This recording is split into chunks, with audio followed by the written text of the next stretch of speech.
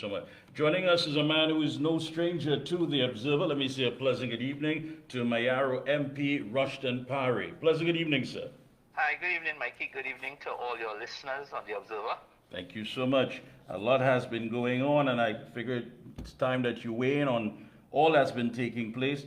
It's been quite a bloody weekend, and as a matter of fact, one of your constituents lost her life in South Trinidad, I believe, on the Toyota compound in San Fernando. And just yesterday, of course, the National Security Council convened a meeting following the weekend where the country recorded over 15 murders. What say you on this?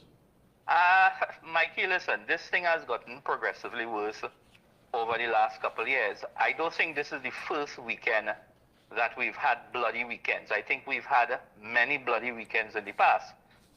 Clearly, the government has lost control in terms of its national security agenda. When you listen to the Prime Minister and the Minister of National Security speak at these news briefings and so on, they don't speak on the core issues. They speak right around the mulberry bush. You know, they talk about Gary, they talk about Kamla, they talk about Section 34, they talk about 3 or 4 commissions of inquiry, but nothing to address the core issues. And, you know, it's like cough medicine, Mikey. When you take cough medicine to deal with runny nose, itchy eyes, and the cough, you're dealing with the symptoms. We are not dealing with the symptoms in terms of crime. You know, you ought to be addressing where the core issues are. And at the end of the day, the reason why these guys run rampant on a weekend, home invasions, these drive-by, is because they believe that the police doesn't have the capacity to catch them. And the police needs tools, they need systems, they need equipment, they need, you know, so many things in the periphery as operators. And these things are not being addressed. Now, crime has to be dealt in 3 big ways. Suppression. Now, I was glad to hear the Prime Minister. I think, I don't know if he said it yesterday, but I think I saw a video clipping of it today where he has commanded, if that's the word that he used, that the regiment, the defense force, come out on the streets of Trinidad and Tobago to lend support. Now, curiously, Mikey, this is the same Prime Minister who refused to have the defense force join the police over the years. You remember in 2012 or 2013 when the People's Partnership under Kamla Persad-Bissessar brought this soldier bill to the Parliament, and it was rejected by Dr. Rowley. And today, this is the same Prime Minister who has refused to get soldiers to add to the presence. And that is what we're missing, the presence. We need to suppress this crime surge in this country. And getting these soldiers outside, they get their vehicles, it's about 4,000 or 5,000 of them. Let's get them in a lot of the areas, spread them throughout Trinidad and Tobago. We really need to suppress this crime spree that is happening and bring some normalcy back into this country in the shortest time frame. Yeah, but MP Paray, we've been here before, as you mentioned, of course, in your opening statement. Yeah. And not only that, but we've had this conversation time and time again as far as soldiers, as far as going on. Now you're hearing from the Commissioner of Police that everyone is on high alert. I mean, so what was the level before all of this was taking place? You also mentioned, of course, home invasions, and one is yet to hear of a special task force that has been set up to deal with home invasion, because that seems to be the new crime craze, looking at the most vulnerable people in whatever area and simply jumping their walls and kicking down their doors and going in there. And we're not hearing anything about basically focusing primarily on that to deal with what's happening. And as I mentioned, the reason why those things are getting out of hand is because the criminal element does not believe that the police have the capacity to respond. So they are free to walk about all hour of the morning. You know, I always say that guns, people don't carry guns around their shoulder in the day and walk about the place. They are in vehicles. They are being transported in motor vehicles. I mean, we have, as citizens of this country, we have to get to the point where we'll have to take some inconvenience. If we want to deal with these matters, you know, the police has to be outside there and take a no-nonsense approach in terms of, you know, stop and search, those kind of things. But you know, it is the fact that these criminals, they really believe that the police doesn't have the capacity, the visibility to catch them.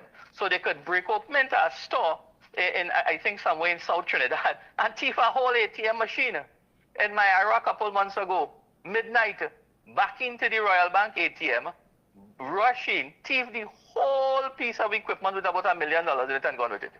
And the police station up the hill. You understand my point? Because, you know, the police really, because of probably, I don't know, it's the leadership of the police, you know, the attitude towards the worker. I mean, I've had senior police officers complain to me when I ask about police manpower and so on, you know, why are we not seeing more vehicles on the road? A senior police officer told me, they say, MP, on a weekend, when we ought to have a strength of 15 men in the station, 3 men turn up to work, the rest call in sick. That's the kind of foolishness that the police service has to be addressing in terms of making sure that you have your full complement of officers, your vehicles that are ready to go out on the road. Police presence is important. I mean, all of these things add to the fight against crime. This issue about praying and so on, it's lovely, it's nice. I want to see the churches get involved, I want to see the community get involved, but we have to suppress this thing, Mikey. It is getting out of hand.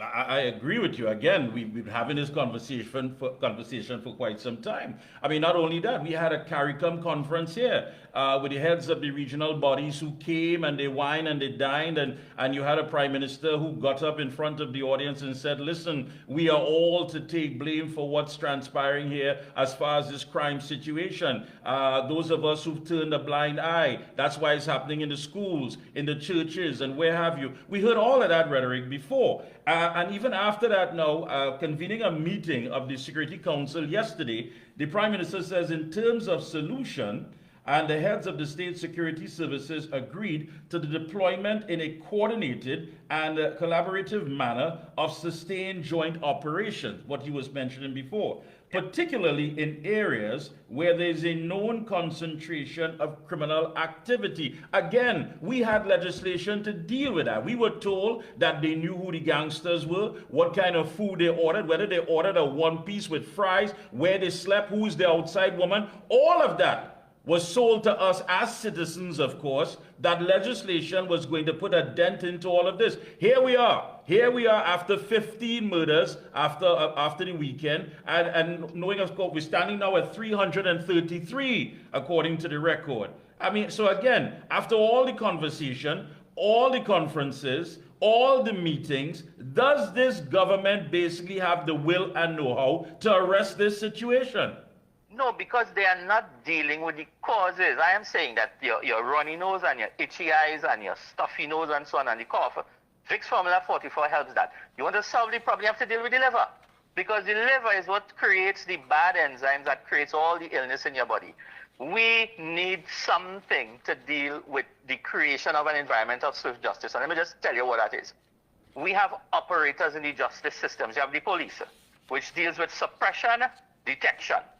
You need the forensics, which is the evidence-free part of it. How can we fight crime in this country and it's taking you 5 years for ballistics to come to court, 10 years for DNA to come to court? That can't be right. You have the judiciary, where matters are remaining in the court system for 5, 10, 15 years. You remain in remand yard for 10, 12 years. You may not go in as a hard criminal, but by the time you come out, you're a stone hard criminal in this country. So my point is, Mikey, unless we do, it's a multi-pronged approach. You have crime suppression, crime detection, crime prevention, judiciary, evidentiary, reform in the prisons. But we've been talking this, and you're right, we've been talking this for 10, 15 years, and we have gotten nowhere. And I mean, you would have heard MP Dinesh Ramble, made some comments within the last 24 hours concerning playing politics with legislation, and that, we must have some bipartisan approach in terms of dealing with crime in this country. Crime is out of hand. And let me tell you, Mikey, my interest as the shadow for trade and industry, it is having severe impact on the business community. I have heard businessmen call me today from Rio Claro, because since this young lady was killed on Saturday, that they are considering shutting down their small business and their children away. Now, when you shut down every small business, you send 4 people home who can't put food on the table. And we just add into the cycle of poverty in this country. So this crime thing, it's really, really hampering every arm of this country. And when you have the brain drain, when you have business people shutting up their doors, selling out their property cheap, taking out their money and going away, you know what happened, Mikey? We'll end up, if 1,000 business people do that within the next year or two in this country, we'll have a run on the financial system. You have a collapse of the real estate market. You know where we're heading? We're heading down the road of Venezuela. And that is the reality of the matter. And let me ask you, there's another budget that's coming up. As a matter of fact, the United National Congress has launched their pre-budget consultation. Starts tomorrow, Upper Malabar Community Center, that's in Arima, from 7 p.m. What is there to look forward to as far as, getting this budget, preparing this budget that the government is preparing? I mean, you look at, I believe there was a $750 million bond, where the Prime Minister said that would ease up the Forex challenges. That is still a challenge for many of these small and medium enterprises. Looking at the economy moving forward, and again, you're right, everything is a domino effect with crime and so forth. But what do we have to look forward to as a country moving forward as far as our economy? Well, I mean, this is an election year that is coming. I expect the country to go into more borrowing. The mere fact that they've had to go and borrow so much money, that money that was borrowed recently, that was to pay salaries and wages, That had no investment capacity in any of those borrowings. Let me tell you, this government has run this country down to broke. The only pony that they have been beating, and the poor pony really catching the tail to run off, is this dragon gas thing. We have been focusing so much on this energy sector. For 9 years, Mikey, there has been no new major foreign direct investment in this country. Foreign direct investment puts the US currency back in your coffers. It creates new jobs. What I know the Prime Minister and the government is looking for is the collection of property tax by the end of September. Because it's due. I think citizens would have started to get their property tax notifications with the revised 2% charge rather than the 3% charge. And they're going to look forward to bridge that gap come September. But concerning the budget going forward, let me tell you, these consultations, while it is good, all are we living here, Mikey? You live in here, I live in here, the UNC live in here, the PNM live in here. There is nothing that is going to come out of those consultations that's going to change the government's mind in Haiti, because the budget has already been made. The budget's planning start from April, May of the year. All Minister Imbert is doing right now is trying to get the documentation written up and printed in time for September when the date is called. I don't know. The government is clueless. They are lost. I think they're depending on taxes. They're going to depend on taxes. They're going to depend on VAT. They're going to depend on property tax and more borrowings. And that is where we are going to be saddling generations of young Trinidadians and Tobagonians to pay debt because of the laziness of this government. And that is where we are. But based on what you're saying there, what does that do for consumer confidence? I mean, if the average man has a $20, he's not going to let that go because he's not sure if any at all is going to be returned. What does that do for people who are saying, listen, I want to go out there and participate in some sort of entrepreneurial venture or whatever the case may be? What does that do again? Well, don't even bother to that, because the last set of people went to a fete. Some reggae fete it had. Then the Prime Minister scolded them. The Prime Minister said that all they're saying that the country had no money and we catching with tail, but all they have money to go fete. That's the foolishness, that's the disconnection that this Prime Minister have with people in this country. You don't realize people are under so much stress with crime, job, pothole, no water, that if they have $50 to go bust a little line just to relieve the stress, what's the problem with that? And the Prime Minister vilifies citizens who want to go and have some entertainment or a little enjoyment to get away from the level of foolishness and stupidity that's going on in this country. Now, you talk about consumer confidence. What is more important for us now is investor confidence. If our economy is not encouraging local investors to move that $6 or $7 billion that is in liquid cash in the commercial banks into new business on our seaports, on our beachfronts and so on, to drive entrepreneurship, to put people to work. That is where the problem is. So if we don't get investor confidence up, if we don't fix our legislation, this crime issue Which foreign company want to bring its expats and its executive to Trinidad when we're killing 15 people on a weekend? Which executive want to bring their people to Trinidad, but we tear gassing citizens in Queen's Park West in front of the whole international community? These are the things that causes Trinidad and Tobago to remain at the bottom of the ladder in investor confidence. And clearly the government, clearly the state, clearly the Prime Minister is so disconnected with the reality of the day. And he's leaving the citizenry to fend on their own. And that is something that has to be addressed. No, the issue here is, I mean, based on what you're saying, if it is that this government, do you believe that this government is simply just buying time? Because if it continues at the pace that it's going, we are going to be socially flatlined in just a matter of months, or what say you? I think the PNM, I think the PNM is looking carefully at how we behave as an opposition. And quite frankly, I don't think that our line and length is in the right place to give the PNM any worry. And I say that bluntly and fairly without worrying about any consequence. We continue to be a mismatch in our policy in terms of as an opposition. And I think Rowley lost his way to the bank. And that's the reality of the matter. We have 1 year and a half to get our act in order to be able to put forward a very good, strong, united force in and outside of the parliament to tell the swing voter in this country that Rowley must go and that the PNM must go and the UNC is ready to take governance in this country. But let me ask you, but let me ask you this. Do you believe that there needs to be so much focus on policy at this time, which I know is important, and I think anybody would agree with that. But the fact of the matter is that people are living a reality that they simply cannot just go about keeping their head above water. They simply cannot survive. And how much more of a policy is going to be written and told to them that they already live on a daily basis? Well, at the end of the day, cultural behavior, any type of behavior, economic behavior, social behavior, it is all driven by policy. In the parliament, in the politics, we can't force anybody to act in a certain way. What we have is we put policy in place to create an environment that will create a conduct that you want. So clearly, if the conduct that we are getting today in our society is being driven by policies of the past, clearly we've been using the wrong policies. And nothing has changed, Mikey, in the last 8 or 9 years.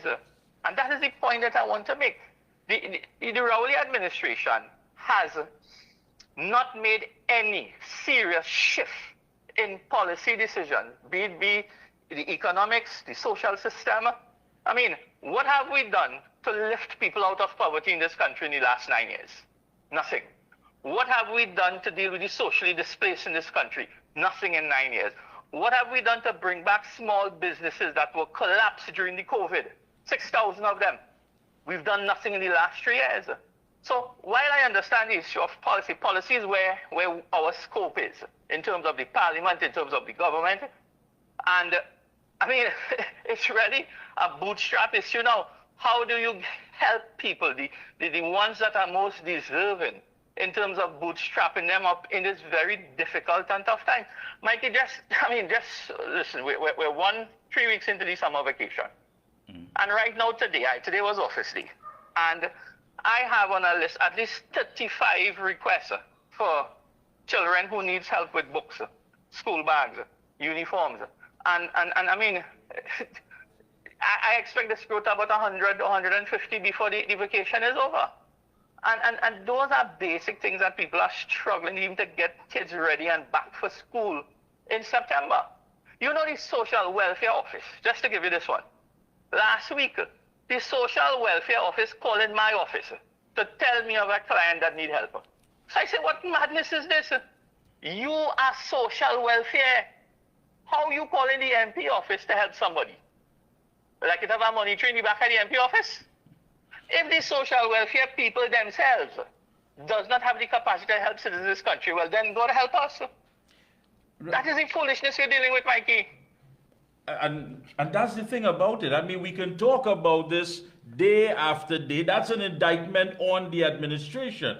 But the fact of the matter is, when we talk about policies, I mean, is that going over the heads of the average citizen? Because even in the PNM camp, there's no voter excitement, no voter enthusiasm. I mean, given on that day, if something happens, for example, rain falls or something, the PNM people are not feeling as though they're obligated to go out there and vote. So what exactly, when you say that the opposition itself is not presenting those policies, in what areas? Well, first of all, I would like some of our focus as we go on into these pre-budget consultations to tell the population what are some of the things we're going to do and how we're going to accomplish it. That's the first thing. Now, I can speak on my portfolio.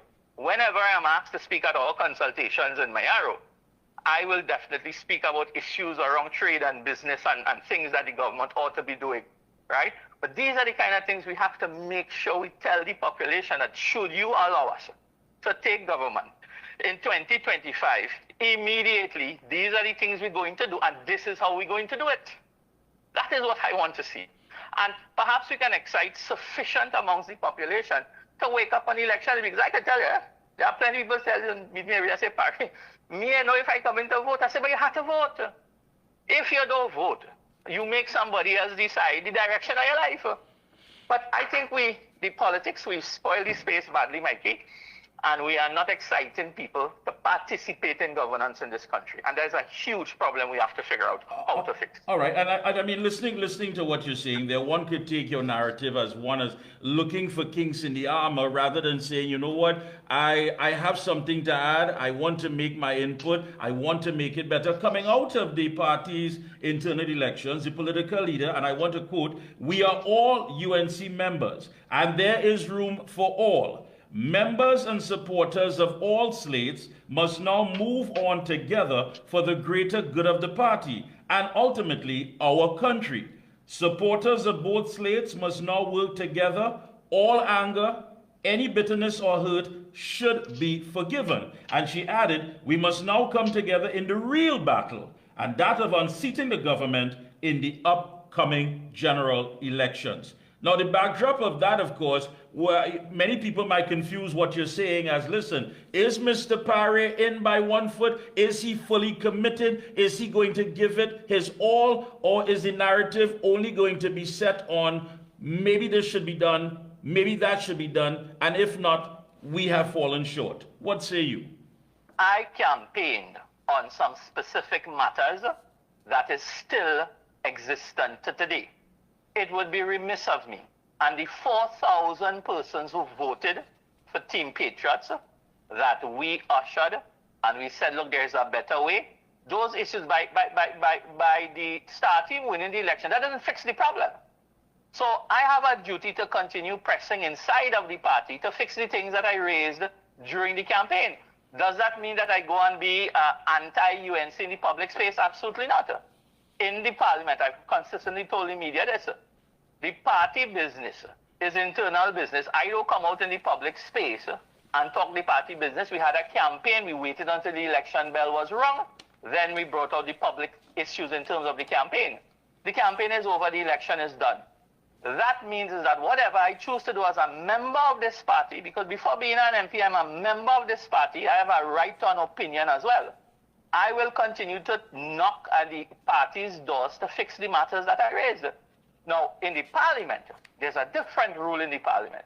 We sit under the hand of the whip of the party, and until the party decides that they have no interest in Rushton Paray, I will continue to be a very advocate member of the UNC, supporting the party's principles inside of the parliament. I will make all my objections quietly and in the privacy of our caucus at the end of the day, because which is my right at the end of the day. But in terms of where my foot is, my foot as of today remains strongly and planted inside of the UNC unless somebody tells me otherwise. Understood. I want to thank you so much for taking time out to link with us this evening. Best of luck, and we hope to hear more from you, of course, and make your input on all the issues affecting this country. Thank you very much, Mikey. Thank you so much.